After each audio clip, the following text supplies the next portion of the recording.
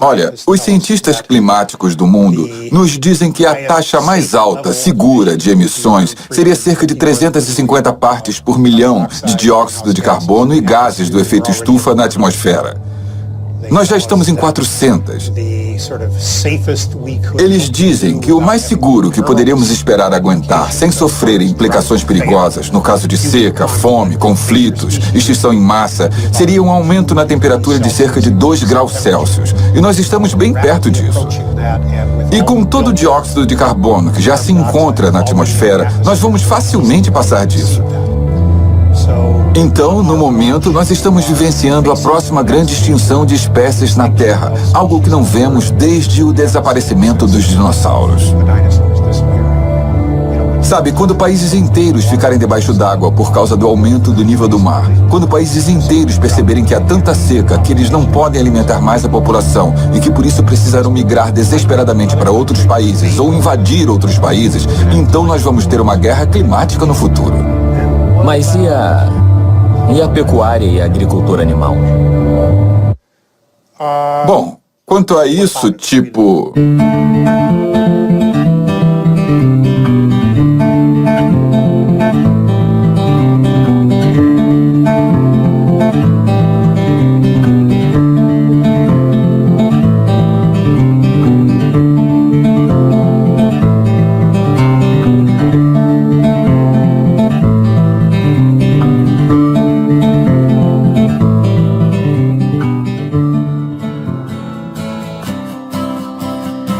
Meu nome é Kip.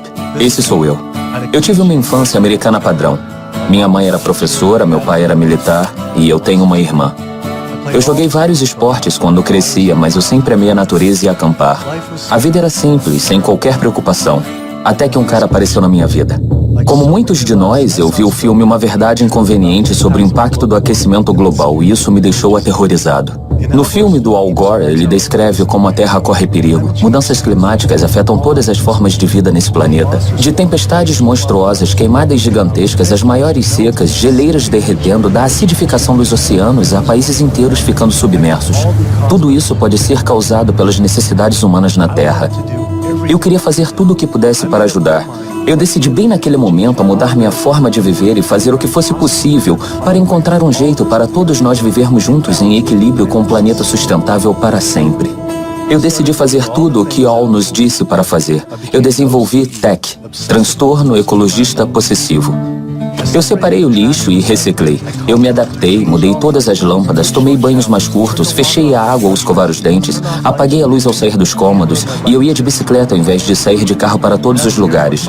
Mas com o passar dos anos, parecia que as coisas estavam piorando. Eu me perguntei, com toda essa crise ecológica que vem assolando o planeta, será que mesmo se todo mundo adotasse essa mudança de hábitos, isso seria suficiente para salvar o planeta? Parecia que havia algo mais na história. Eu pensei que estava fazendo tudo o que podia para ajudar o planeta. Mas então, com a publicação de um amigo, tudo mudou. O texto me apresentou um relatório online publicado pelas Nações Unidas declarando que a prática da pecuária produz mais gases de efeito estufa do que as emissões de todo o setor de transportes. Isso quer dizer que a indústria bovina produz mais gases do efeito estufa do que os motores de carros, caminhões, trens, barcos e aviões juntos. Vacas e outros animais criados produzem uma quantidade substancial de gás metano em seu processo digestivo. O gás metano da pecuária é 86 vezes mais destrutivo do que o dióxido de carbono dos veículos. Eu estava andando de bicicleta para cima e para baixo para ajudar a reduzir as emissões, mas acontece que tem mais coisas nas mudanças climáticas do que somente combustíveis fósseis. Eu comecei a fazer mais pesquisas. A ONU, junto com outras agências, publicou que não só a pecuária tem um imenso papel no aquecimento global, como também é a maior causa de consumo de recursos e degradação ambiental que destrói o planeta hoje em dia. Como é possível que eu não soubesse disso? Eu pensei que essa informação estaria exposta por toda parte na comunidade ambiental. Eu acessei os maiores sites de organizações ambientais do país, www.350.org, Greenpeace, Clube Sierra, Realidade Climática, Rede das Florestas Tropicais, Patrulha Amazônica. Eu fiquei chocado ao ver que eles não tinham virtualmente nada sobre agricultura animal. O que estava acontecendo? Por que eles não tinham essa informação em suas páginas? Parecia que o foco principal para muitos desses grupos era a produção de gás natural e combustível, com a perfuração sendo o foco principal para a causa de uso e contaminação da água. A perfuração hidráulica para o consumo de gás natural usa uma quantidade absurda de água, cerca de 378,5 bilhões trilhões de litros de água são usados todos os anos nos Estados Unidos. Mas quando eu comparei isso com a agricultura animal, a pecuária, só os Estados Unidos usa 128,5 trilhões de litros de água. E por coincidência, a emissão de gás metano das duas indústrias é praticamente a mesma. Morando na Califórnia, um estado assolado pela seca e escassez de água, esse uso é a maior preocupação para muitos de nós. Um californiano usa em média cerca de 567,75 litros de água por dia. E quase metade disso tem a ver com o consumo de produtos da indústria bovina. Os produtos bovinos consomem água intensamente, em parte porque os animais consomem grãos que necessitam intensamente de água. É isso que eles comem. E então toda a água que rega os grãos que os animais comem é considerada essencialmente como parte do consumo de água virtual desse produto. Eu descobri que 113 gramas de hambúrguer precisa de cerca de 2.498 litros de água para ser produzido. E eu aqui tomando banhos curtos para tentar economizar água, descubro que comer um hambúrguer é equivalente a tomar um banho por 2 meses inteiros. Tanta atenção é dada à redução do uso doméstico, e o uso doméstico de água é só 5% do que é consumido nos Estados Unidos contra 55% da agricultura animal. Isso porque é preciso mais de 9.462 litros de água para produzir 453 gramas de carne. Eu fui na campanha Economize Água do Departamento de Recursos Hídricos do governo, em que eles destacavam mudanças de comportamento que ajudavam a poupar água, como usar chuveiros de baixo fluxo, descargas eficientes, equipamentos econômicos e consertar vazamentos em encanamentos, mas nada sobre agricultura animal. Quando eu segui todas as recomendações do governo, eu estava economizando 177 litros por dia, mas ainda assim isso não chega nem perto dos 2.498 litros de água por só um hambúrguer. Eu queria ver se conseguia de algum jeito conversar com os governantes sobre isso. Eu gostaria de saber se consigo agendar uma entrevista. Sim, acho que sim. Como está a sua agenda para hoje à tarde ou amanhã à tarde? Amanhã à tarde para mim tá bom. Para o ambiente urbano, tem muita coisa que pode ser feita dentro de casa, entende? Usar chuveiro de baixo fluxo, torneiras de baixo fluxo, descargas eficientes, aparelhos eficientes. Todas essas são áreas boas para conseguirmos reduzir o consumo. Mas as maiores economias de água são externas. Temos que ter consciência de como usamos a água. Temos que ser o mais eficiente possível. Temos que proteger a qualidade e temos que ser bons fiscais do meio ambiente que depende da água. E checar os vazamentos. Muitas vezes temos muitos vazamentos e difusores quebrados e coisas desse tipo que desperdiçam água. E essas são áreas com bastante espaço para conservação. Mas o que eu quero saber é sobre a agricultura animal. O que você pode me dizer sobre isso? Sobre qual o papel dela no consumo e poluição da água?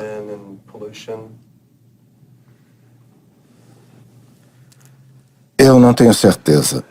Essa não é minha área.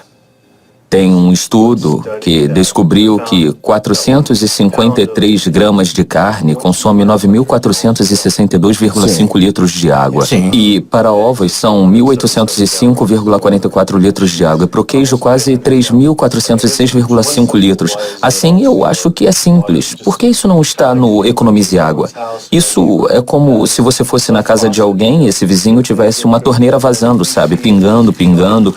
E então você vê uma mangueira gigante aberta no máximo até que 2.498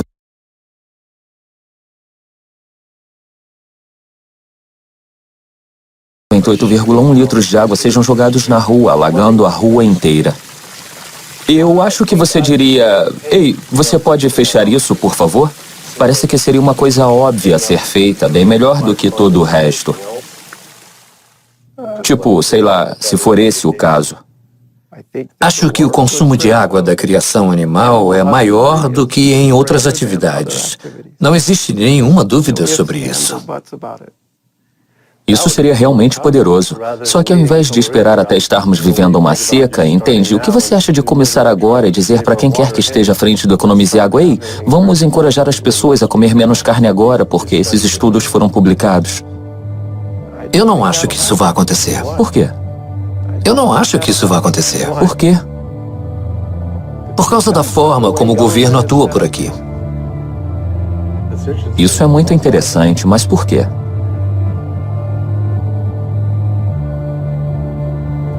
Uma coisa é economizar água, outra é mudança de hábitos. Hábito de tomar banho e não regar o próprio jardim e essas coisas todas. Isso é hábito. Sim. Nossa, o governo claramente não quer falar sobre esse assunto. Essa inabilidade de responder, somada ao silêncio das organizações ambientais sobre a agricultura animal, me fez acreditar que havia algo mais. Eu comecei a investigar mais sobre os impactos da pecuária e descobri que a situação era ainda pior do que eu imaginava. Os setores de transporte e energia recebem bastante atenção, compreensivelmente, por causa do impacto terrível que o dióxido de carbono causa em nosso clima. Mas a agricultura animal produz 65% do óxido nitroso mundial, um gás com o potencial de causar o aquecimento global 296 vezes maior do que o CO2 por quilo. E ainda assim só ouvimos falar de combustíveis fósseis. As emissões de CO2 relacionadas à energia devem aumentar 20% até o ano de 2040. Mas as previsões são que as emissões da pecuária aumentem 85% até 2050. Esses números impressionantes se devem ao aumento do consumo de carne e laticínios. De acordo com 2 especialistas ambientais do Grupo do Banco Mundial, o uso de padrões globais para a medição de gases do efeito estufa indica que a agricultura animal foi responsável por 51% das mudanças climáticas causadas pelo homem, enquanto o sequestro de carbono, a respiração e o metano são tidos como responsáveis e que o estudo da ONU não abrangeu. Mas além disso, eu descobri que a criação de animais para alimentação é responsável por 30% do consumo de água mundial. Ocupa cerca de 45% dos terrenos da Terra. É responsável por cerca de 91% da destruição da Amazônia brasileira e é a principal causa das zonas mortas dos oceanos, destruição de habitats e extinção de espécies. Ainda assim, os maiores grupos ambientais que deveriam proteger nosso mundo não têm isso como seu objetivo principal. Eu tinha que falar com as organizações ambientais para descobrir o porquê delas não atacarem esse problema. Eu enviei dezenas de e-mails, fiz várias ligações, perdi horas esperando. Dias vieram, semanas viraram meses e por algum motivo ninguém queria falar comigo sobre isso. Que bizarro. Eu apoiei essas organizações por tanto tempo e agora recebi só silêncio. Mas eu consegui contato com um monte de autores e advogados ambientalistas que se dispuseram a falar sobre o assunto. Eu tirei a poeira da minha van, a Super Blue, e coloquei ela na estrada. Pelos meus cálculos, se não usarmos mais qualquer gás ou combustível daqui para frente, nós ainda vamos exceder as emissões máximas de gases do efeito estufa, entende? Os 565 gigatons até o ano de 2030, sem o setor da eletricidade ou o setor da energia sequer alimentar essa equação, simplesmente por causa da pecuária de consumo. Se reduzirmos a quantidade de emissões de metano, o nível na atmosfera cairia bastante rápido e em décadas. Ao contrário do CO2, que se reduzirmos as emissões na atmosfera, não vamos realmente ver sinais de diminuição dele em menos de 100 anos. É um desastre ambiental que está sendo ignorado pelas mesmas pessoas que deveriam combater o desflorestamento, o uso da terra, escassez de água, desestabilização de comunidades, fome mundial. A lista não acaba. Animais silvestres formavam, 10 mil anos atrás, 99% da massa vital da Terra. E nós, seres humanos, éramos só 1%. Hoje, só 10 mil anos depois, que é só uma fração de tempo, nós, seres humanos, com os animais que nós criamos cativos, somos 98% da massa vital. E os animais silvestres e selvagens formam só 2%. Nós basicamente roubamos totalmente o mundo, a terra, dos animais silvestres para o nosso próprio uso e para as nossas vacas e porcos e galinhas e fazendas de peixes, enquanto nossos oceanos foram simplesmente devastados. Pesquisadores preocupados com a perda de espécies concordam que a principal causa da perda de espécies na Terra, que estamos testemunhando, acontece por perda de habitats para a produção pecuária e pela pesca predatória, que eu chamo de pescar nos nossos oceanos. Estamos no meio da maior extinção em massa dos últimos 65 milhões de anos. A floresta tropical está sendo derrubada a 0,40 hectares por segundo e a força motriz por trás disso é a agricultura animal. Acabam com florestas para alimentar animais e plantar soja. Soja geneticamente modificada para alimentar as vacas e porcos e galinhas e as fazendas de peixes. 91% da perda da área da floresta amazônica até agora. 91% foi destruída por causa da pecuária. A principal causa da destruição ambiental é a agricultura animal. Eu não conseguia entender o porquê das maiores organizações ambientais não atacarem isso quando a missão delas é exatamente proteger o meio ambiente. Mas esse é o problema também. Eles dizem, sei lá, use menos carvão, ande de bicicleta, mas cadê o, sei lá, coma menos carne? Eu acho que eles pensam ser uma... Eu acho que eles testaram, e essa é uma derrota política. Porque os Em nível de... Porque essas organizações têm sócios, entende? Muitas delas. Eles tentam maximizar o número de pessoas que fazem doações. E se eles forem taxados de anticarne, ou afrontarem os hábitos diários das pessoas que... Algo tão querido pelas pessoas que... Isso vai diminuir o financiamento. Eles não querem atacar a principal força motriz da devastação ambiental, que é a agricultura animal, por causa dos negócios. E eles querem se assegurar de terem uma fonte confiável de financiamento. Eu fui convidado para um encontro com o Al Gore faz algum tempo e perguntei sobre essa história e ele claramente deu uma retraída. E sabe o que ele me disse? Já é difícil convencer as pessoas sobre CO2, não confunda elas. Eu acho que o problema com muitas organizações que estão focando insistentemente é não errar a mensagem, porque elas não querem irritar outro grande grupo de pessoas que vai dificultar a vida delas. Se você ouvir a maioria das grandes organizações ambientais, elas não vão te dizer nada além de continue vivendo como você vive, mas troque uma lâmpada de vez em quando, dirija menos, use menos plástico, recicle mais. Isso é melhor para o financiamento deles do que criar uma trama tipo vítima contra opressor. Sabe, é como quando nós falamos sobre quando temos uma família problemática e o pai é um alcoólatra, que é uma coisa que ninguém pode comentar. Todo mundo desvia do assunto e, mesmo assim, ele é a principal causa da destruição dos relacionamentos familiares, porque ninguém quer falar sobre isso. Como essas organizações poderiam não saber? Assim, o problema está bem diante delas, é inevitável a esse ponto.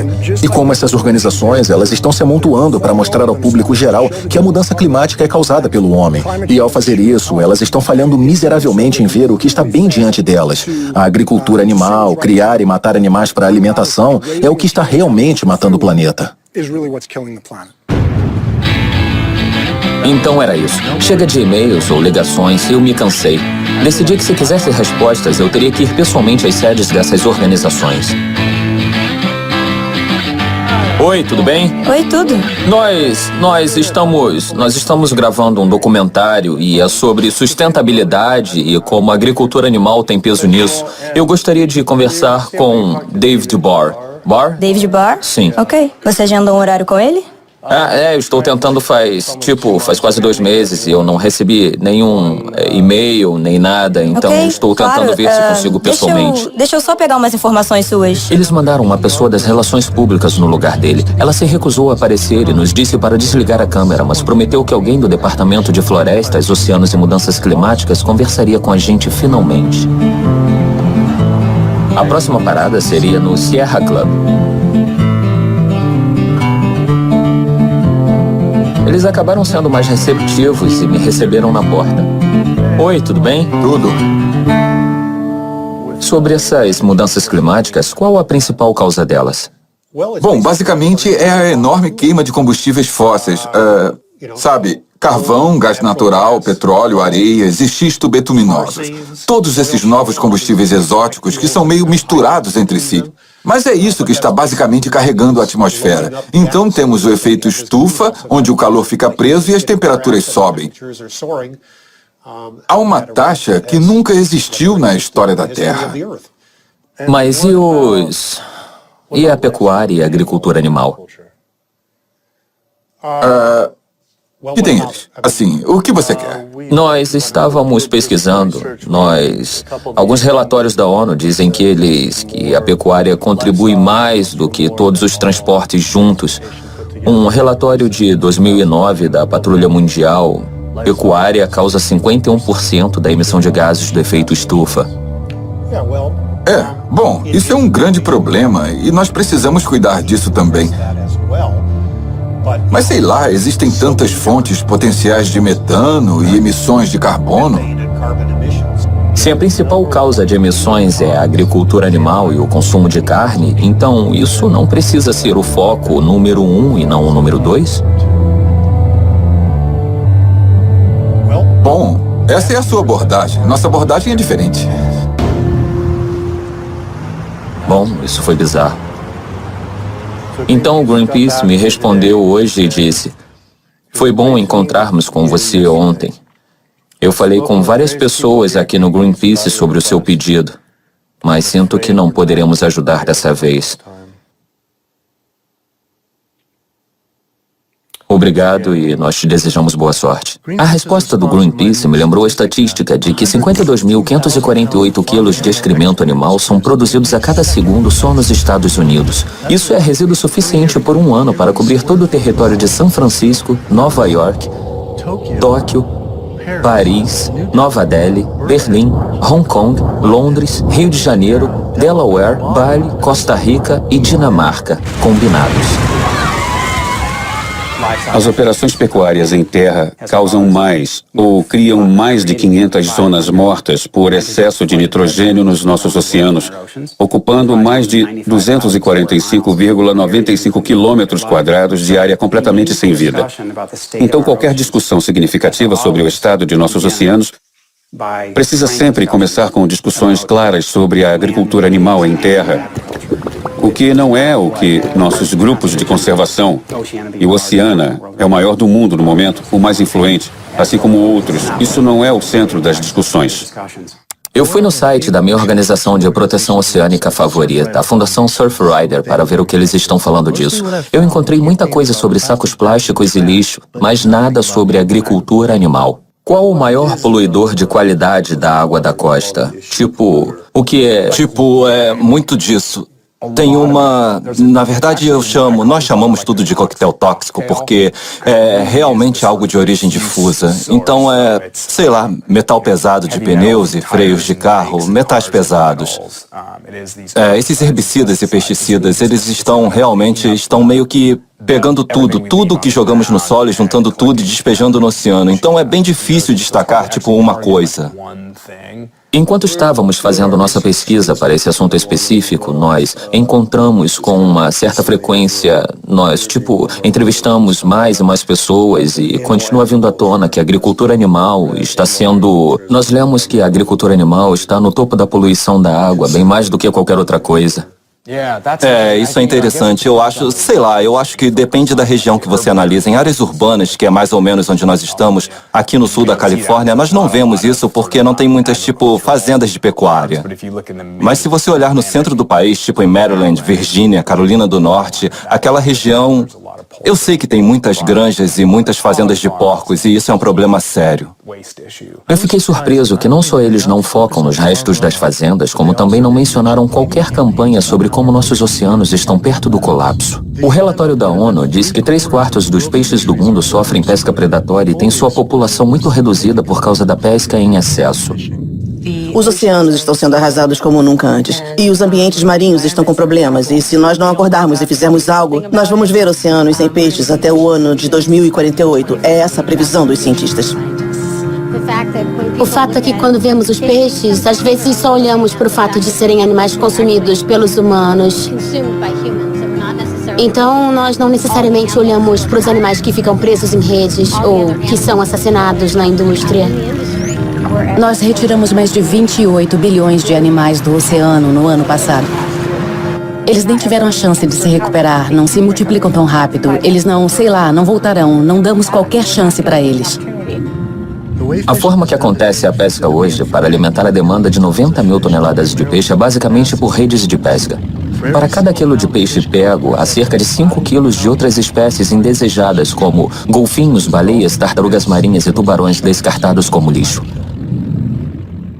Se formos imaginar essa mesma prática acontecendo na savana africana, mirando gazelas, mas no processo pegando cada leão, girafa, avestruz e elefante, ninguém apoiaria isso. Ainda assim, é isso que acontece no oceano todos os dias. Entre 40 e 50 milhões de tubarões são mortos todo ano em redes e linhas de pesca sem intenção. Então, suas barbatanas podem ou não ser cortadas, mas eles são apanhados inicialmente sem intenção. É assim com a pesca sustentável, inclusive, ou de forma sustentável em muitos casos. Para peixes considerados sustentáveis, por exemplo, pela Oceana e organizações de sustentabilidade certificadas. Então, o que eu penso é, por que paramos com o banimento da sopa de barbatana, se nossa preocupação é com tubarões, como é a dessas organizações e também da maioria do público hoje em dia? Se nos preocupamos com tubarões, devemos banir a pesca. Eu visitei o site do maior grupo de conversação oceânica do mundo, a Oceana, para ver o que eles estão fazendo sobre isso. Lá no site, junto com a palestra do CEO Andy Sharpless, eu me assustei ao ler que eles, na verdade, recomendam que uma das melhores formas de ajudar os peixes é comer peixe. Com a população de peixes perto do colapso, é como dizer que a melhor forma de ajudar pandas em perigo é comer pandas. Eu não conseguia entender como a Oceana pode dizer que é possível remover cerca de 100 milhões de toneladas de peixe por ano e considerar isso sustentável e bom para os nossos oceanos. Muitas espécies à beira da extinção estão beirando a extinção de forma gradativa e não se recuperaram com a proteção da Oceana, nem com a proteção do Conselho de Fiscalização Marítima e até com a proteção do Aquário de Frutos do Mar da Baía de Monterrey, o que, você sabe, eu menciono nas minhas palestras, que, sei lá, deveriam mudar de nome, já que não protegem nada. Eles estão só assistindo isso acontecer, ao invés de, sei lá, lutar agressivamente contra isso. Assim, de acordo com a Organização de Alimentos e Agricultura das Nações Unidas, sabe, quase 3/4 de todos os pesqueiros pelo mundo praticam pesca predatória. Então não existem criações de peixes por aí que, sei lá, você pode considerar que tem níveis saudáveis para o ecossistema. Assistindo à palestra do Andy, ele falou sobre alimentar o mundo. Em 1988, a pesca, como você menciona, atingiu seu pico em 85 milhões de toneladas. Como é possível ser sustentável pegar 100 milhões de toneladas em 2050, independentemente de ser em um criadouro ou no oceano? Se para cada quilo de peixe retirado, são retirados basicamente 5 quilos de peixes selvagens. Não importa se é num lago ou no oceano.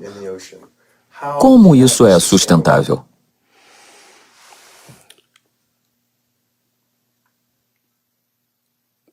A maior pergunta, certo, é que existe uma enorme produção natural que está, sei lá, basicamente vindo do oceano o tempo todo. Então, nós temos uma imensa quantidade de reprodução nas correntes marítimas de nossos oceanos que trazem, nutrientes milenares para o nosso ecossistema e transformam isso em peixe. Sim, eles acabam comendo uns aos outros e nós perdemos, sei lá, um pouco dessa produção a cada etapa da cadeia alimentar.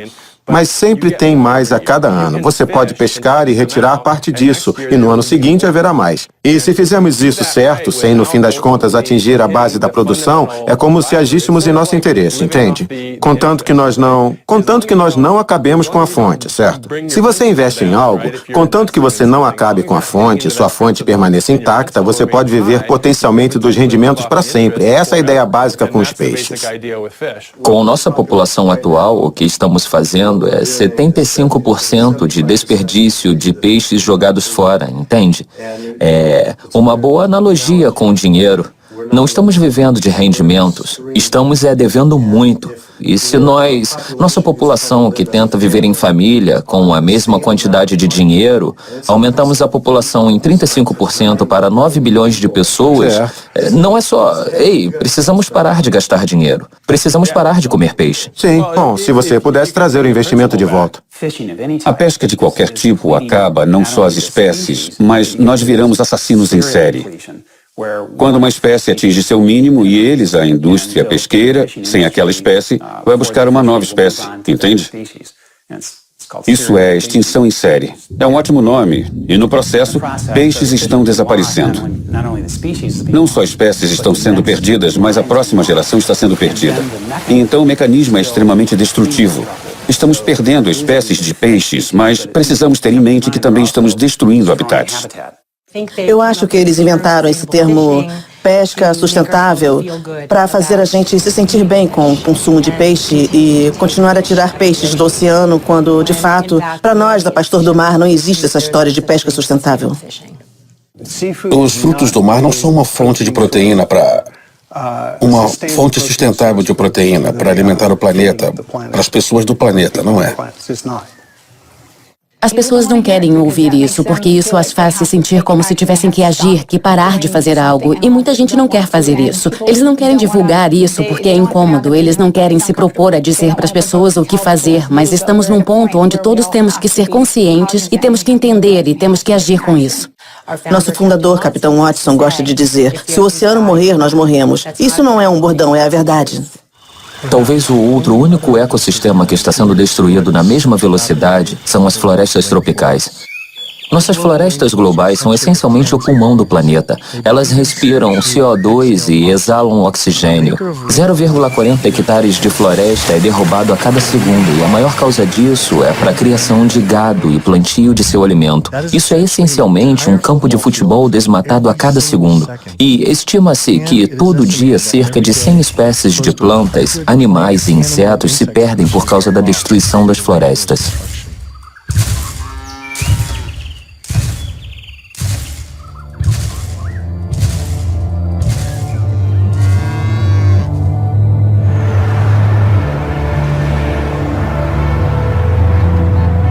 Qual é a maior causa? A principal causa desse desmatamento? A intervenção humana nas florestas é a principal causa. E a intervenção é pela madeira ou pelo agronegócio. E é aí que chegamos nos principais causadores. Isso vai variar um pouco dependendo da floresta estudada, mas a forma que escolhemos para usar esses recursos naturais em larga escala industrial é sempre a principal causa. Quando eu acessei o site da Rede de Ação, eu não acreditei que não encontrei nada sobre gado. Mas eu vi que eles tinham uma campanha grande contra o azeite de dendê. As plantações desse óleo estão causando desflorestamentos gigantes nas florestas da Indonésia. Estima-se que o azeite de dendê seja responsável por 10,52 milhões de hectares desmatados. Se comparados com a pecuária e seu plantio, eles são responsáveis por 55,03 milhões de hectares de florestas perdidas até hoje. Mas no site deles eu fiquei chocado ao ver que o gado não foi incluído como um de seus 4 principais assuntos. Ao invés disso, eles focaram em óleo, polpa e papel, carvão e areias bituminosas. Como eles não atacam a principal causa do desmatamento, por que focar em combustíveis fósseis e não no gado? O pior é o combustível fóssil ou a agricultura animal? Não entendo por que deveríamos comparar um com o outro. Eu só queria saber qual é o pior deles. Não sei exatamente o que dizer. Será que a diretora executiva de um dos maiores grupos de proteção das florestas do mundo honestamente não saberia o que está acontecendo? Ou ainda pior, isso seria omitido de propósito? E nesse caso, por quê? Eu imediatamente fui na patrulha amazônica para ver se eles diriam qual a verdadeira maior causa da destruição das florestas. O lugar mais biologicamente e culturalmente diverso do planeta está sob forte ataque no momento. A floresta amazônica pode desaparecer. Ela pode desaparecer completamente nos próximos 10 anos. Qual é a principal causa do desmatamento das florestas? A principal causa do desmatamento das florestas, eu diria, bom, só para colocar no contexto das atividades da patrulha amazônica, não sei, tem muitos fatores de desflorestamento, como nós chamamos. Muitas razões diferentes e formas de destruir as florestas tropicais. As principais, aquelas que causam maior estrago e são mais disseminadas, são os megaprojetos, como os oleodutos e gasodutos, como os projetos de extração, como as megas represas. Não estamos falando de... Eu me senti andando em círculos com esses grupos, como se eu estivesse preso numa estranha conspiração bovina, além da imaginação, onde ninguém pode falar sobre vacas. Eu não acreditei que essas organizações não diziam qual era a verdadeira principal causa do desmatamento de florestas. Eu tinha que perguntar mais uma vez. É difícil dizer qual é a principal causa do desflorestamento da Amazônia, porque são todos destrutivos: petróleo, gás, mineração, represas, agricultura. Mas em termos de uso da terra, em termos da quantidade de terra que é destruída por eles, e quando falamos sobre fazer uma comparação entre todas as diferentes causas do desflorestamento, o que está causando a maioria das quedas de árvores, por exemplo, eu acho que podemos certamente culpar a agricultura. Infelizmente, uma das maiores causas do desmatamento, principalmente na Amazônia brasileira, é o agronegócio. O gado, a criação de gado e a produção de soja em particular. Então esse é o maior problema. E por que você acha que, tipo, ninguém no Greenpeace ou ninguém mesmo quer assumir essa realidade? A realidade sobre a principal causa do desmatamento? Sim, isso. Bom, eu acho que você levantou pontos bastante interessantes sobre por que ninguém faz nada sobre isso. E eu acho que no Brasil, em particular, eu acho que quando observamos o que aconteceu quando o Código Florestal foi aprovado e as pessoas que se colocaram contra os lobistas e seus interesses particulares, a indústria bovina, a indústria do agronegócio, o que aconteceu com eles? Muitas pessoas que protestaram foram assassinadas. Se você procurar, não sei, o José Carlos, procurar o Cláudio, tem gente que está dando a cara e falando, sabe, que a criação de gado está destruindo a Amazônia. Entende? Muitas pessoas que estão realmente dando a cara à tapa. Olha para Dorothy Stang, entende? A freira que vivia no Pará e foi assassinada. Muitas pessoas vão falar, e muitas pessoas vão ficar de boca fechada porque não querem. Eles não querem ser os próximos a levar um tiro na cabeça. A freira Dorothy Stang era uma americana que vivia no coração da floresta tropical brasileira. O trabalho da vida dela era proteger a Amazônia. Ela falou abertamente contra a destruição da floresta pelas fazendas de gado por anos. Um dia, voltando para casa, ela foi brutalmente assassinada com um tiro a queima-roupa por um mercenário contratado pela indústria do gado.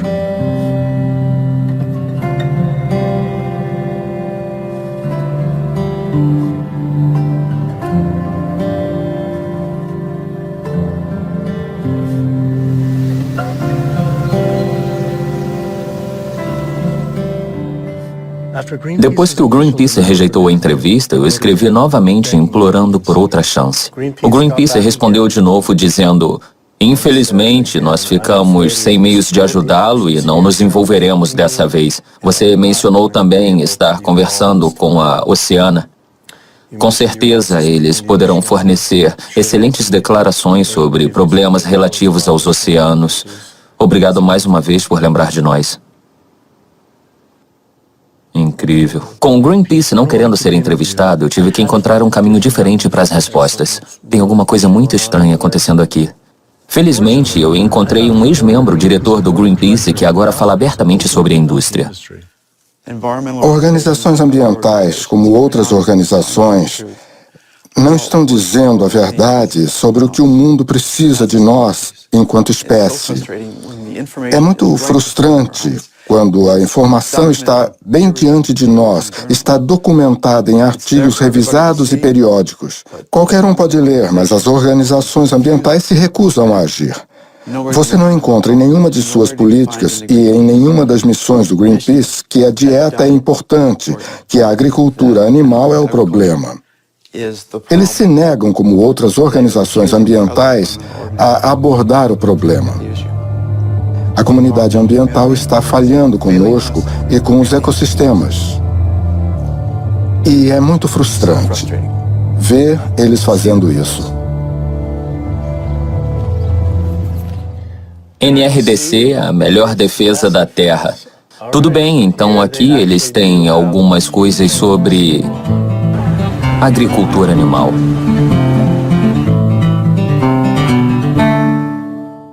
A principal causa da degradação ambiental é muita poluição e muitas máquinas sendo produzidas rapidamente em muitos lugares pelo mundo.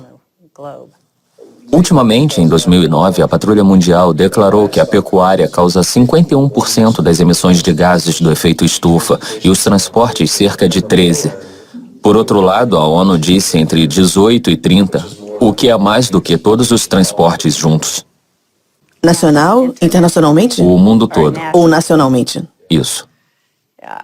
Bom, eu acho que a produção de energia e os transportes ainda são os maiores emissores.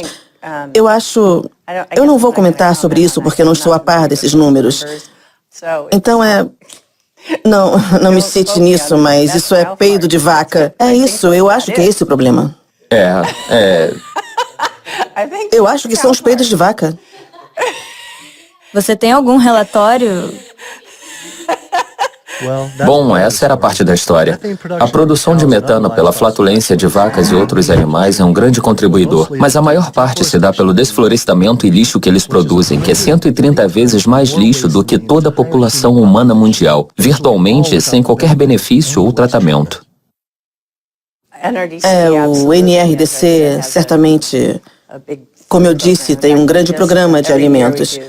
De fato, todo ano nós oferecemos os prêmios Vivendo Verde em reconhecimento aos inovadores da alimentação. E no ano passado, um dos premiados foi um produtor sustentável de porcos, que na verdade não usa nenhum antibiótico.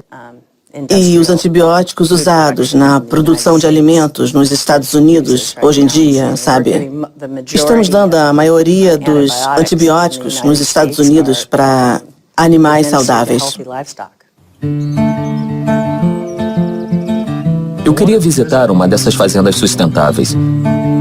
Eu encontrei a fazenda de gado à base de vegetais Mark Garden, na costa californiana.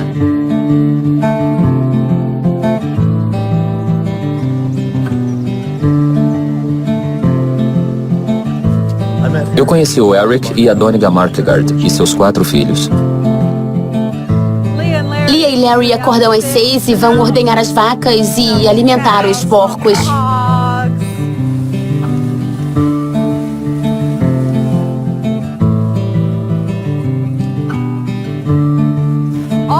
Ao todo, nós cuidamos de 1.820,70 hectares. Nossa! E esse é o nosso rancho. Aqui nós temos 385,18 hectares. Bastante. Em média, nós temos uma vaca e meia por cada 4,05 hectares. Nós produzimos por ano cerca de 36,24 mil quilos de carne pronta para consumo.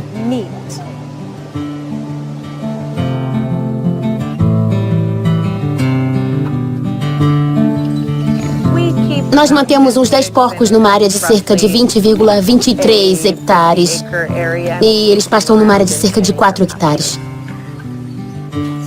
Algumas pessoas acham que os porcos são sujos e nojentos, mas eu gosto deles. Eles conhecem a gente, eles são nossos amigos e são muito legais. E eles podem ser nossos melhores amigos ou podem ser como irmãos. Viu? Eles reconhecem quando você gosta deles. Assim, eu não deveria me apegar, mas nós temos que ter porcos legais. Por que você não deveria se apegar? Bom, porque eles vão acabar virando bacon. Ah, é? Mas esses porcos têm uns 7 meses agora. Ah, é? Nossa. E esses maiores estão ficando prontos para o abate. Aqueles 2 menores ali, sabe, eles vão crescer por mais alguns meses. Eu amo os animais. E é por isso que eu estou no ramo das carnes. É isso que a sociedade precisa enxergar. Que as peças de carne são partes de um animal. Uma criatura que vive e respira. É difícil. Mas como a Doniga disse antes, nós fazemos isso porque amamos eles. Com o uso da terra, vocês têm cerca de, contando com os ativos ou equipamentos industriais, cerca de 0,81 hectares, 1 hectare por vaca, dependendo. Não é tão limpo assim, mas eu diria 14, 16 hectares. Isso, e temos um rancho na Dakota do Sul com 20,23 hectares. 23 hectares, são tipo 20,23 hectares. Nossa, e por quê? A mesma coisa. Tinha o cultivo e acabou o nitrogênio, entende? Exploraram Também a é terra. sazonal, E lá não é? é sazonal. E é possível, ou é prático, para o mundo todo dizer crie gado à base de pasto? Tipo, no Brasil, onde, sei lá, 80%, supostamente 80% da floresta tropical foi destruída pelo gado. E o que vocês pensam disso? Eles não deveriam comer carne. Se o meio ambiente deles não foi feito para criar gado, eles não deveriam comer carne. É. E como vocês anulam a pegada de carbono da pecuária?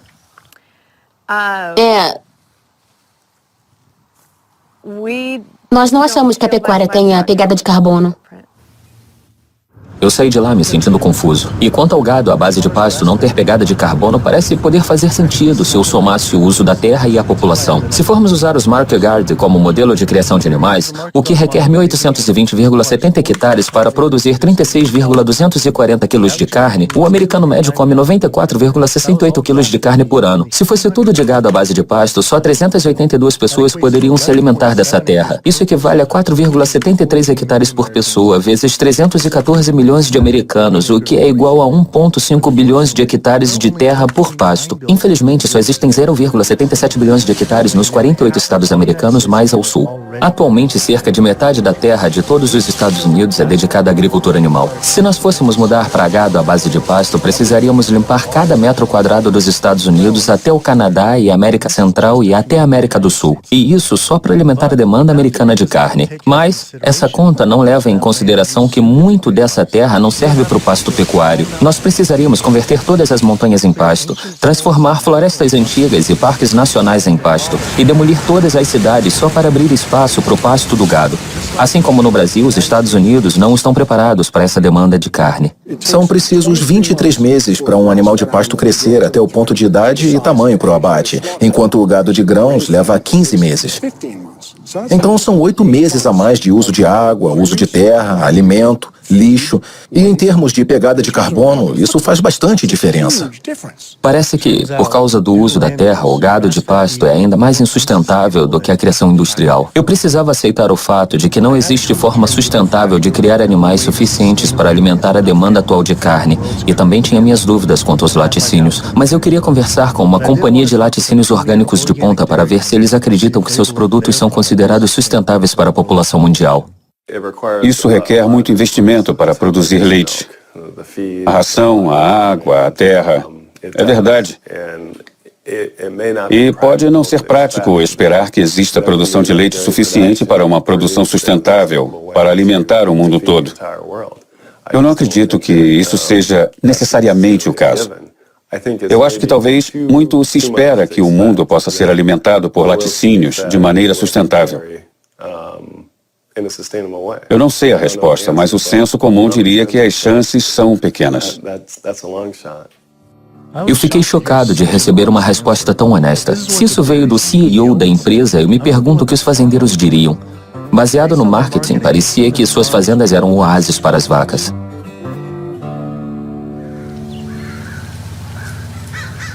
Não era isso que eu esperava.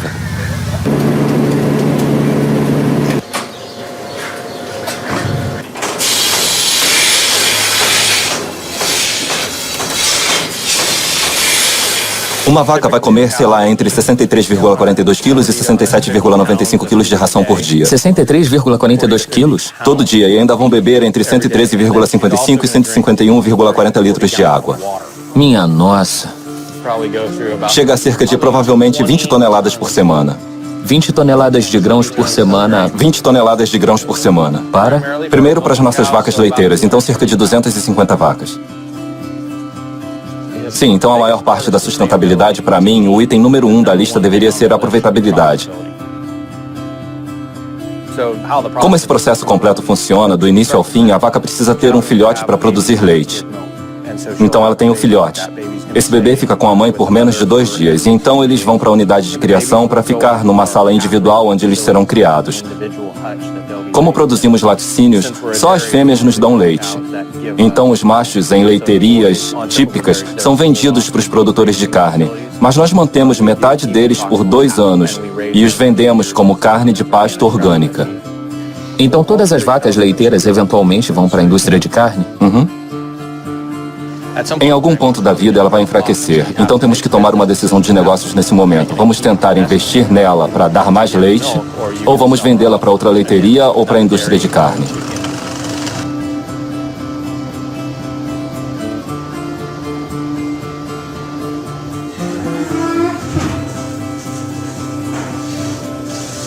Existem poucos lugares no planeta que têm esse tipo de meio ambiente. Mas a demanda de proteína do leite no mundo continua crescendo. E não há terra suficiente no planeta para fazer esse tipo de leiteria ao redor do mundo. Acontece que o meio ambiente não vai ser assim, não tem tanta terra. Então eu acho que, em escala global, a conclusão é que laticínios não são sustentáveis. A menos que comecemos a destruir casas e criar novas pastagens. E a única forma de começar a destruir casas é ter menos gente. Mas nós sabemos que, sei lá, a população vai continuar a crescer. E isso significa mais comércio de laticínios, com certeza. Ou isso, ou diminuir a demanda por pessoa. Sim, ou algum outro produto que assuma seu lugar. Assim, nós sabemos que existem vários tipos de, sei lá, leite de soja e de amêndoa e também um monte de outros produtos que estão sendo lançados. E com misturas diferentes, sabe? Onde misturam suco e proteínas e eu acho que você vai ver muito mais disso. Ele estava certo. Como as vacas leiteiras podem ser sustentáveis se por 1 litro de leite são necessários 1000 litros de água para produzir? Quase 1/3 da terra do planeta está virando deserto, a maioria por causa da pecuária. Ao pesquisar sobre gado de pasto, eu encontrei o trabalho de Alan Savory. Ele diz que a melhor maneira de reverter essa desertificação é, na verdade, criar mais animais. Isso me lembrou a Oceana dizendo que a melhor forma de ajudar os peixes era comer peixe. Esse é o mesmo homem que, durante os anos 50, trabalhou como chefe pesquisador do Departamento de Esportes de onde hoje é o Zimbábue, e que disse que os elefantes causavam a desertificação por lá. E a solução dele foi convencer o governo a matar 40 mil elefantes.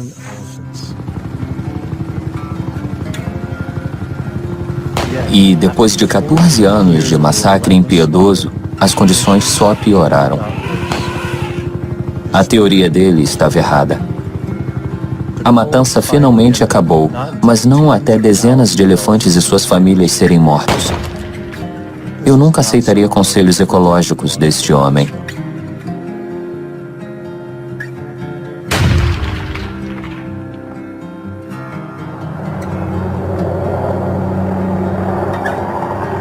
Parece que a indústria do gado está tendo o mesmo efeito na vida selvagem nos Estados Unidos. O governo vem mantendo cavalos em cativeiro. E nós hoje temos mais cavalos selvagens e burros em edifícios mantidos pelo governo. 50 mil cavalos e burros a mais em territórios do governo do que livres em seus habitats. Basicamente, temos rancheiros que criam em terras públicas por uma fração do praticado normalmente. Eles estão sendo imensamente subsidiados em cerca de uns 15avos do imposto normal. E o que a Secretaria de Gerenciamento de Terra tem a dizer sobre isso? Quanta forragem e água tem na terra? E aí eles divagam. Eles doam um tanto para vacas, um tanto para a vida selvagem e um tanto para os cavalos selvagens e burros. É o que vemos, que parte da forragem e da água dos leões vai para a indústria pecuária. Eles usam cavalos e burros de bode expiatório. Tem muito cavalo e burro, vamos removê-los.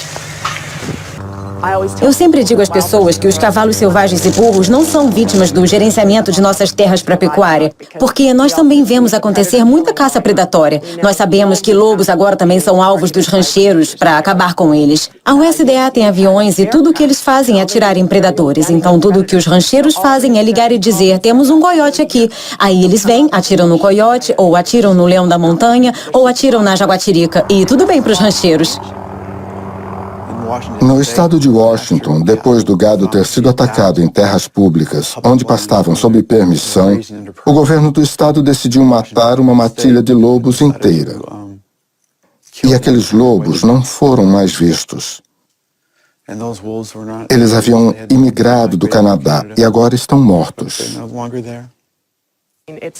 E isso começa em nível local, com a Secretaria de Gerenciamento de Terra, mas depois chega até o Congresso. E nós vemos o Congresso sentado lá, disposto a fazer esse mau gerenciamento de nossas terras públicas continuar. É a insistência e o poder de lobby da indústria de agricultura animal que continua a assassinar lobos, continua a haver a prática de manter os predadores em níveis baixos, que não beneficiam o ecossistema.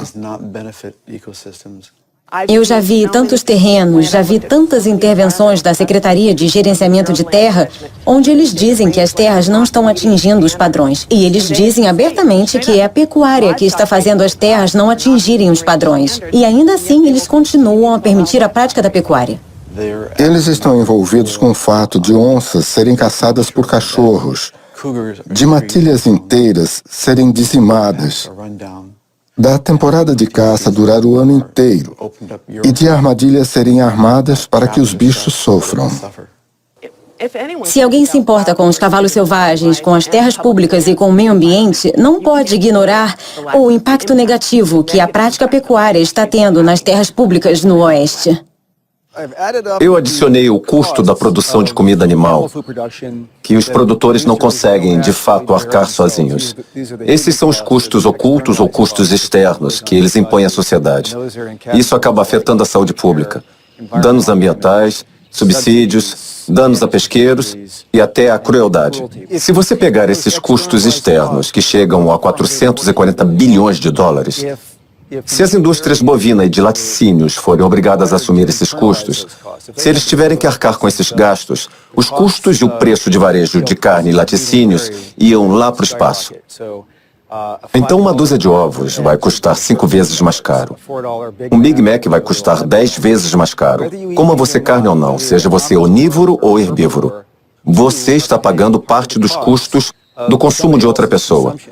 Então, se alguém vai ao McDonald's e compra um Big Mac por 5 dólares, outros 7 dólares de custos são jogados para a sociedade. Eu estou pagando, você está pagando, coma você carne ou não. Quando você presta atenção em quem se beneficia e quem faz lobby pelo sistema de agricultura, são os maiores produtores de comida do país e os maiores produtores de carne. E quanto maiores e mais ricos eles ficam, mais eles podem ditar as políticas federais sobre a produção de comida, porque eles têm muito poder político. Eu sabia que precisava conversar com os grupos de lobby da agricultura animal para ouvir o que eles tinham a dizer. Se eles conseguem silenciar o governo, será que eles influenciam e têm possíveis conexões com os grupos ambientais também? A Aliança de Agricultura Animal, um dos maiores grupos de lobby da pecuária na América, aceitou ser entrevistada. O Greenpeace não conversou com a gente, mas a Aliança pela Agricultura vai conceder uma entrevista. Só isso já diz algo. As pessoas ouvem a expressão OGM e esse termo é assustador, mas eu acho que a agricultura tem dificuldade para explicar seu significado, mas na realidade o que fazemos é usar a tecnologia para promover melhoramentos na forma de plantio de grãos e em como criamos os animais. Não vamos alimentar o mundo voltando a como era 100 anos atrás, quando os animais eram alimentados com um pasto. Não é só trazer os animais para dentro e implementar esses grandes sistemas integrados por causa de sustentabilidade. Isso com certeza reduz o impacto ambiental enquanto melhora o bem-estar animal e a segurança dos alimentos. Então você está dizendo que os animais gostam de ficar presos? Tipo, as galinhas e as vacas gostam de ficar presas como gostam de pastar soltas? Em muitos casos houve uma melhora significativa no bem-estar deles, na quantidade de cuidado que recebem, cuidado individualizado. A indústria de carne e laticínios já apoiou causas de organizações ambientais? Eu não acho que deva comentar sobre isso. Não sei. Eu não sei. Eu não sei se... Não sabemos se eles já doaram ou para quem eles doaram. A indústria de carne e laticínios já apoiou ou doou para o Greenpeace? De novo, eu não sei se me sentiria confortável. Oi, desculpa não termos retornado antes. Eu tenho mais notícias. Infelizmente, nós não temos mais como financiar o seu filme. Tivemos uma reunião e, por causa do crescimento de assuntos controversos, nós estamos preocupados e temos que desistir dele. Por que esse assunto é tão controverso? A primeira pessoa que pensei em conversar foi com Howard Lyman, que foi processado por criadores simplesmente por falar a verdade sobre agricultura animal no programa da Oprah. Eu nasci na maior fazenda de laticínios do estado de Montana em 1938. Eu vivi a vida toda numa fazenda de pecuária. Fui para a Universidade de Montana, me formei em agricultura. Voltei e comecei um grande empreendimento de agricultura, onde eu tinha 4,05 mil hectares de plantação, 7 mil cabeças de gado e cerca de 30 funcionários. Eu passei 45 anos da minha vida na agricultura animal. Então eu tenho experiência. Quando eu fui no programa da Oprah, nós tínhamos a lei de difamação alimentar. Essa lei, na minha opinião, é inconstitucional. Mas ela basicamente diz que é contra a lei dizer algo que você sabe ser falso sobre uma commodity perecível. Eu não disse nada no programa que eu pensava ser falso. Eu fui lá e disse a verdade. Eu levei 5 anos e centenas de milhares de dólares para conseguir me livrar dos advogados da indústria de gado. Mas se eu fosse no programa da Oprah hoje, eu diria exatamente a mesma coisa que disse da outra vez e seria processado. Para mim, quando eles falavam da lei da difamação, o fato era se era verdade ou não. Você pode ir a público e falar a verdade, mas vai ser condenado, porque, como você causou diminuição no lucro da indústria animal, você é culpado no ato patriota. Você acha que eu deveria me preocupar em estar fazendo esse documentário? Mas é claro. Se você não entender agora, está colocando sua cabeça a prêmio. Entenda, é melhor pegar essa câmera e jogar fora.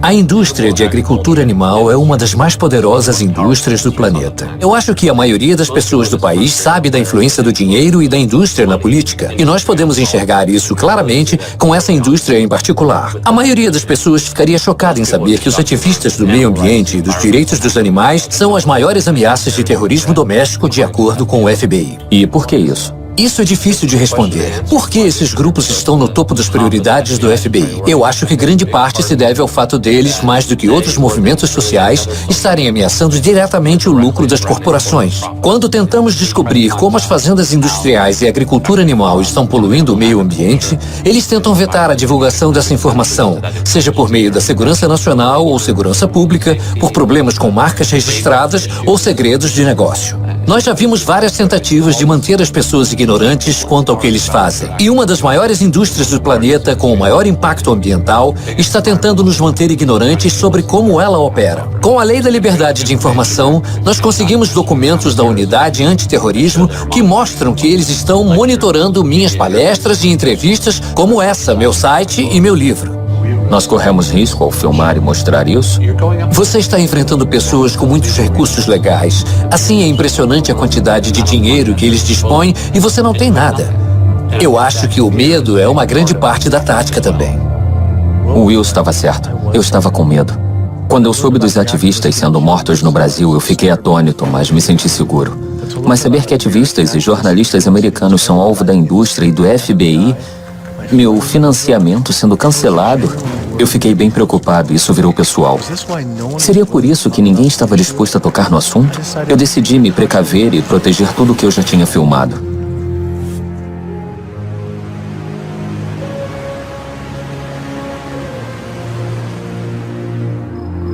Eu estava mais do que preocupado em imaginar o que podia acontecer se eu fosse mais a fundo nesse assunto. Parecia que a única decisão a tomar seria largar as câmeras e desistir.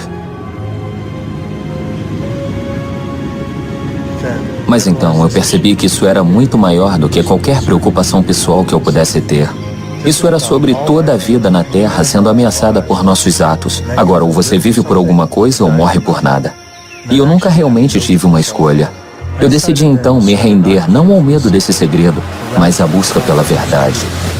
Eu não podia ser como essas organizações ambientais e me calar enquanto o planeta está sendo comido vivo bem diante dos meus olhos. Eu tinha que levantar e continuar em frente.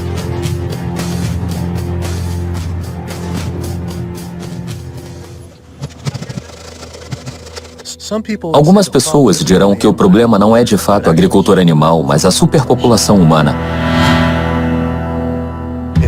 Em 1812 havia 1 bilhão de pessoas no planeta. Em 1912 havia 1,5 bilhão. Aí, no espaço de 100 anos, nossa população explodiu para 7 bilhões de humanos. Esse número merece grande atenção, mas fica ainda mais importante quando percebemos que essa população cria 70 bilhões de animais em fazendas. A população humana bebe 19,68 bilhões de litros de água todo dia e come 9,51 bilhões de quilos de alimento. Mas só as 1,15 bilhões de vacas do mundo bebem sozinhas 170 bilhões de litros de água por dia e comem 61,16 bilhões de quilos. Esse não é um problema populacional, é um problema de população que consome carne.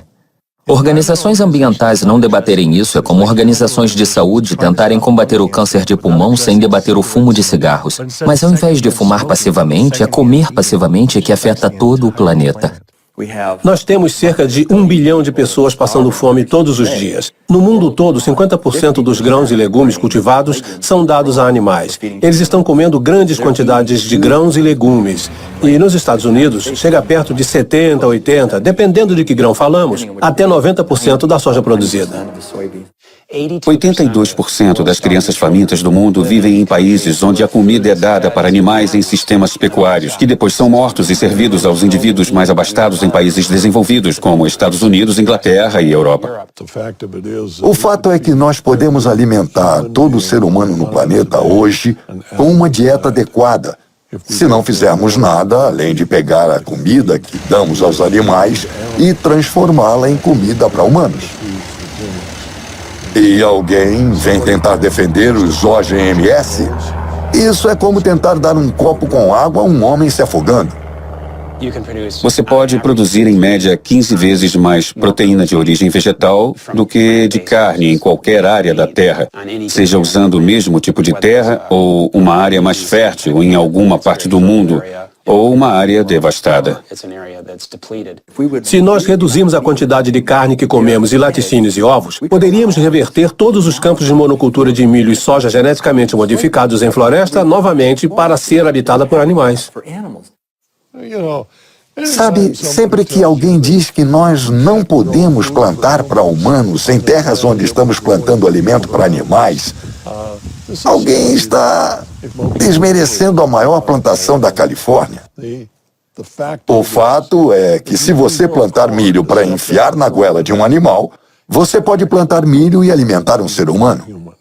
Você encoraja as pessoas a comer menos carne pela imensidão de recursos necessários e pelo custo para o meio ambiente. E para os animais. E para os animais. E para os trabalhadores do sistema, porque é um sistema brutal em todos os níveis. Enquanto a população mundial continuar a aumentar até 9 bilhões de pessoas, você consegue prever um momento em que nós teremos que parar completamente de comer carne? Eu não sei se pararemos completamente. Eu acho que a quantidade de carne consumida vai cair. Não há como sustentar 260 gramas por pessoa por dia, o que é que os americanos comem hoje. Se somente os chineses decidirem que querem comer o mesmo e eles decidirem comer o mesmo, nós não teremos terra suficiente para produzir os grãos para alimentar tanta carne. Eu acho que uma dieta à base de plantas é mais sustentável. Mas o que você recomendaria para 9 bilhões de pessoas comerem para o planeta não ser só mais sustentável, mas para ele se recuperar? Dá para dar um número, tipo 28 gramas? De carne? E incluindo laticínio, talvez. Eu não acho. Eu não sei o quanto. Mas deveria ser algo em torno de alguns gramas por semana, entende? Não vai ser do jeito que comemos hoje. Estamos empanturrados de carne, estamos comendo demais. E isso inclui o queijo também? Tipo, 57 gramas no total? 57 gramas por semana? Somente gramas por semana parece ser nada. As pessoas poderiam produzir isso em seu quintal. Talvez uma produção de quintal seja sustentável. Eu tenho 42 patos. Eu comecei com 3 patos, 3 anos atrás. E do nada eles viraram uma população. Eu compro um saco de 33,98 quilos de sementes e ele dura hoje em dia 2 semanas. Os patos que vamos abater agora têm em média 2 anos. Quando você convive com eles se acostumam com você, entende? Eles não sentem medo de nada e eles fazem esses barulhos normalmente. Devagar. Calma, calma, calma. Ok. Não, nós vamos manter você. Ron, esses dois vão primeiro. Quer dar uma despertinho, hein? Comparados com galinhas, eles são a mesma coisa.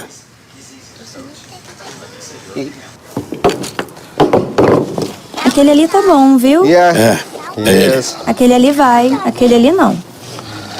Tudo bem. Ok. Bem ali.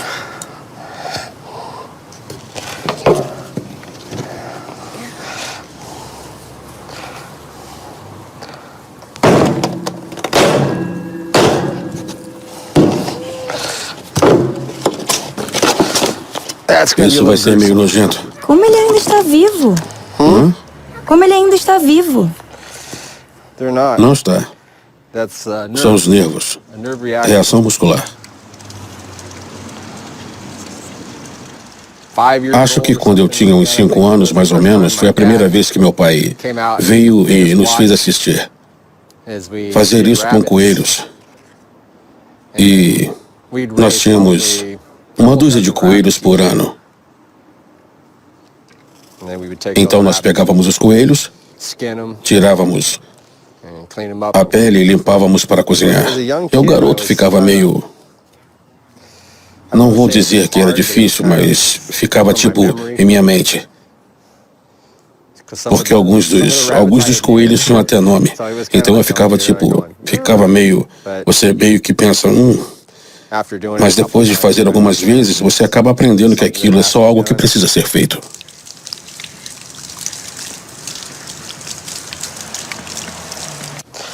Os dedos não.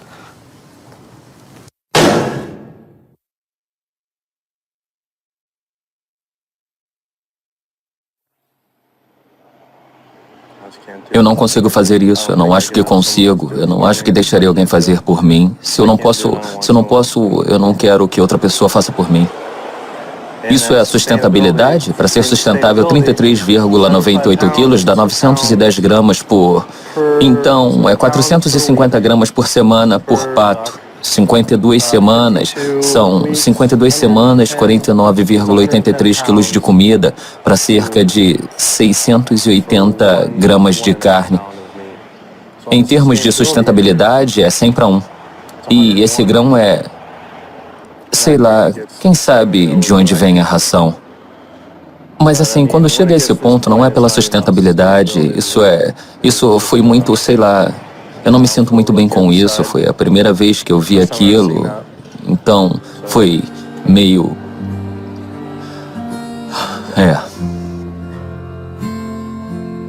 Eu fiquei tão envolvido com a destruição causada pela agricultura animal que percebi que eu nunca cheguei a adentrar a óbvia realidade de que cada um desses animais foi morto. Isso sempre esteve desconectado, abstraído do ato de comer carne. Mas quando isso ficou pessoal, face a face, a história mudou. Eu já tinha marcado adiantadamente a filmagem de outro massacre de quintal a uma galinha que parou de produzir ovos. Eu não sabia como poderia sobreviver a outro massacre. Então eu não fui.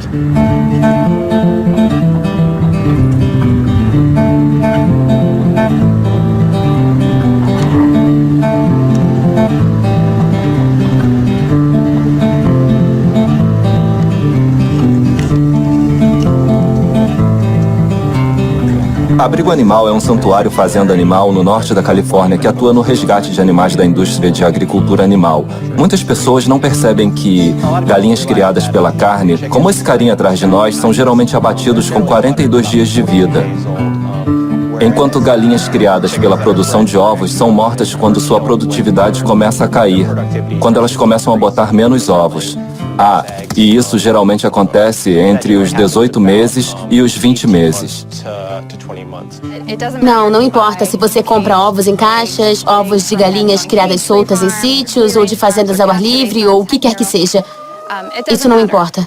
Acontece que existe um movimento bem-sucedido de produtores de alimento animal alternativo baseado aqui mesmo na Califórnia, fundado por grandes nomes como Bill Gates e Biz Stone. Quando você imagina todas essas galinhas botadoras de ovos comendo tanta soja e tanto milho, você tem uma taxa de conversão de energia de cerca de 38:1, enquanto alternativamente você pode usar plantas. E você pode cultivar essas plantas e pode convertê-las em alimento. E a taxa de conversão de energia para essas plantas que estamos usando para substituir os ovos é de cerca de 2:1, comparada com os 38:1 dos ovos. Então, a nossa meta aqui é ter o maior impacto possível ao criar esse novo modelo que torna toda a indústria global de ovos obsoleta. Estamos fazendo os produtos ômega e provando que podemos fazer comidas mais saborosas e que são saudáveis. E só usa 1/20 da terra e dos recursos dos laticínios.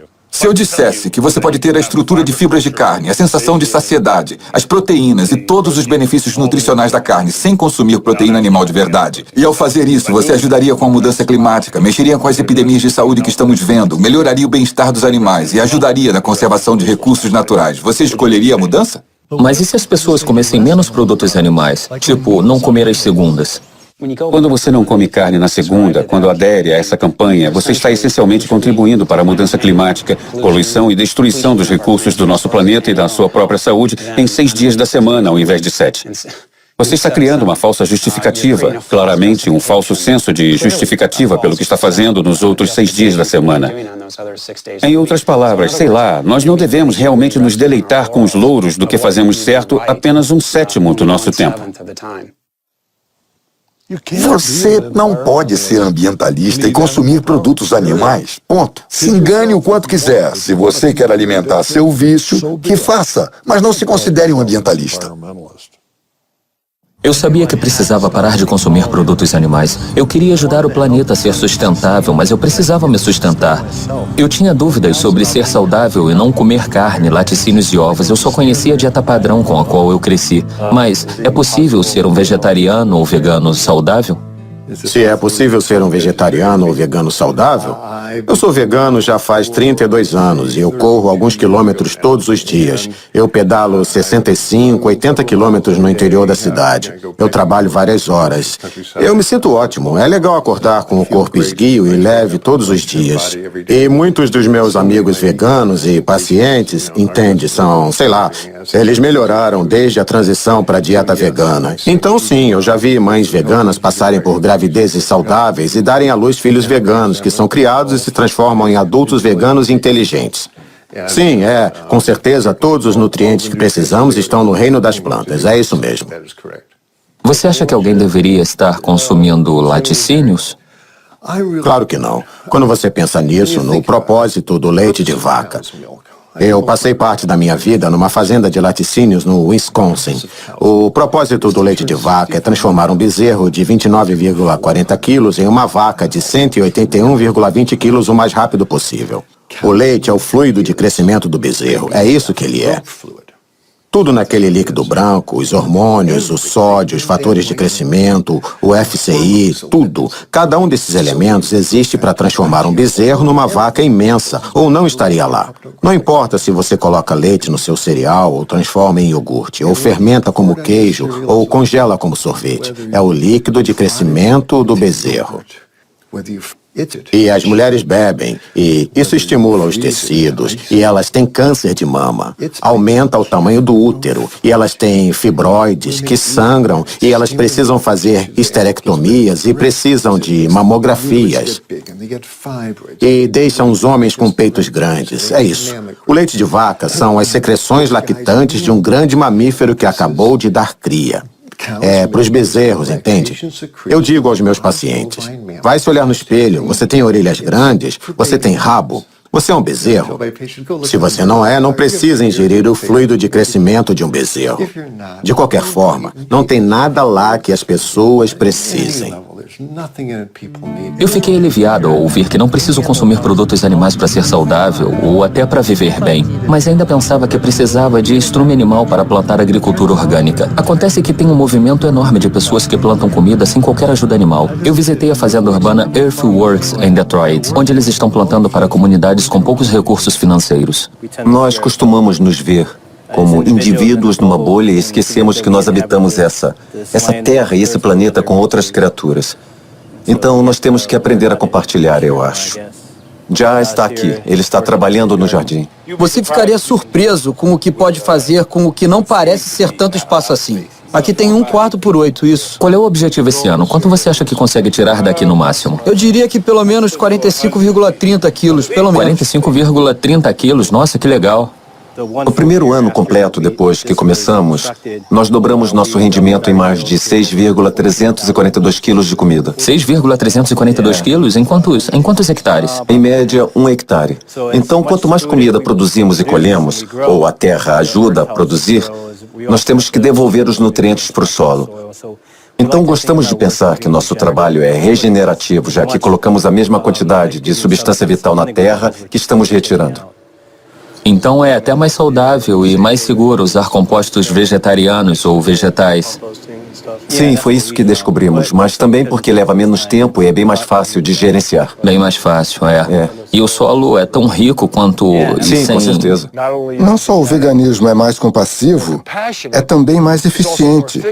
E numa sociedade com tantos bilhões de pessoas, nós precisamos ser o mais eficiente possível. Algumas pessoas podem chegar e dizer que se abraçarmos essa visão primitiva, onde só existem animais selvagens e a gente volte a tipo caçar e coletar, que vai ser legal. Mas eram 10 milhões de pessoas no continente inteiro. Talvez um pouco mais, um pouco menos. Ninguém sabe ao certo. Hoje, agora, nós temos o quê? Nós temos 320 milhões na América, 25 milhões no Canadá, mais 100 e poucos milhões no México. Então, a América do Norte tem, sei lá, algo em torno de 450 milhões de pessoas. Tentar descobrir uma forma de balancear a agricultura animal com 450 milhões de pessoas famintas é impossível. Isso é impressionante. Eu não acreditei quando soube disso. Mas 216 mil pessoas nascem no planeta todo dia. É extraordinário. Mas o que é realmente extraordinário é precisar por dia de mais de 13,76 mil hectares de terra para plantio. E isso não vai acontecer. Alimentar uma pessoa numa dieta vegana à base de plantas por um ano requer só 1/6 de 1 hectare de terra. Alimentar a mesma pessoa numa dieta vegetariana que inclui ovos e leite requer 3 vezes mais terra. Alimentar um cidadão americano padrão com carne, leite e ovos requer 18 vezes mais terra. Isso é porque você pode produzir 16,7 mil quilos de vegetais em 0,67 hectares, mas só 167,6 quilos de carne no mesmo pedaço de terra. Um californiano que consome muita carne pode economizar o equivalente a 1,4 toneladas de CO2 por ano se removesse a carne de sua dieta. Ele economizaria 1,6 toneladas ao virar vegetariano e 1,8 toneladas virando vegano. Isso é mais do que mudar sua casa para energia solar ou dirigir carros híbridos. Só mudar para um veículo elétrico economiza mais, o que ainda poucos podem pagar. Mas ao contrário dos carros elétricos, a economia não para nos gases de efeito estufa. Uma dieta vegana produz metade do CO2 de uma onívora americana, usa 1/11 da quantidade de combustíveis fósseis, 1/13 da quantidade de água e 1/18 da quantidade de terra. Depois de somar tudo isso, eu percebi que eu tinha chance de economizar todo dia mais de 4.163,5 litros de água, 20,03 quilos de grãos, 2 metros quadrados de terreno florestal e o equivalente a 4,5 quilos de CO2 e uma vida animal a cada dia. Se nós, enquanto sociedade, virarmos veganos e nos afastarmos do consumo de alimentos animais em direção a uma dieta à base de plantas, bom, o que poderia acontecer? Se não matarmos todas essas vacas e comermos elas, então não precisaremos criar tantas vacas porque estamos criando vacas, galinhas e porcos e peixes. Nós estamos criando eles, sei lá, por todo esse tempo e sem pestanejar. Então, se não criarmos eles, não precisaremos alimentá-los. E se não precisarmos alimentá-los, não precisaremos dedicar tanta terra para o cultivo de grãos e legumes e tudo mais para alimentá-los. E então a floresta pode voltar, a vida selvagem pode voltar, os oceanos podem voltar, os rios podem voltar a correr limpos, o ar pode voltar, nossa saúde pode voltar. A estrutura de energia renovável, como prédios solares e geradores eólicos espalhados pelo país para reduzir a mudança climática, essa é uma ótima ideia, mas é projetada para levar pelo menos 20 anos e custar no mínimo 18 trilhões de dólares para desenvolver. Outra solução para a mudança climática: nós podemos parar de comer os animais. E isso pode ser feito hoje. Não precisa levar 20 anos e com certeza não precisa custar 18 trilhões de dólares porque não custa nada. Algumas pessoas dizem, vamos resolver o CO2 e aí a gente se preocupa com o metano. Isso é errado. O que faz sentido é fazer o contrário. Faça algo sobre o metano e a resposta virá imediatamente. Sem qualquer sombra de dúvidas, é a coisa mais importante que alguém pode fazer pelo meio ambiente. Nenhum estilo de vida tem um alcance tão grande e um impacto tão profundamente positivo no planeta e em toda a vida na Terra do que escolher parar de consumir animais e viver do veganismo. Você não acha que o problema seria resolvido num piscar de olhos? Eu vou te falar. Tudo o que precisamos é que os ambientalistas vivam o que pregam. E o mundo seguirá um novo caminho. Nós não vamos ter sucesso até acabarmos com a agricultura animal. E por sucesso, eu quero dizer não salvar os ecossistemas a tempo, não ter alimento suficiente para todas as pessoas do planeta, não parar o aquecimento global, não parar de poluir as zonas mortas que ocorrem nos campos de milho e soja plantados para alimentar a pecuária. E nós não vamos parar a caça aos lobos e outros predadores. A fazenda orgânica é um passo positivo gigante na direção certa, mas nós precisamos continuar andando, nós precisamos ir além dos orgânicos, nós precisamos de sustentabilidade. Quando você tira os animais da equação, você também tira os gases do efeito estufa e também tira os riscos à saúde e tira alguns dos fatores externos ligados à escassez de alimentos. Mas uma coisa que é impressionante, eu acho que a gente traz de volta nossos valores. Valores como compaixão, integridade e gentileza, valores que são naturais para os seres humanos. Você traz isso de volta e reconstrói a história da nossa alimentação. E eu acho que isso alimenta o progresso. Eu também acho que isso ajuda as pessoas a pararem antes de comer ovos, antes de comer um bife, antes de comer um nugget e se perguntarem, é isso que eu realmente quero? Ou eu, na verdade, quero algo mais? Eu tive que chegar a essa conclusão. A única forma de viver sustentavelmente e eticamente nesse planeta com outras 7 bilhões de pessoas é viver uma dieta vegana inteiramente baseada em plantas. Eu decidi, ao invés de comer outros, eu vou comer por outros.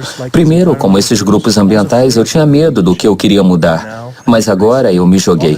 Toda essa conversa de sustentabilidade soava como se o nosso planeta estivesse em coma. E eu não quero que ele simplesmente sobreviva ou se sustente, mas que melhore. Viver hoje não é sobre sustentabilidade, mas a habilidade de se desenvolver.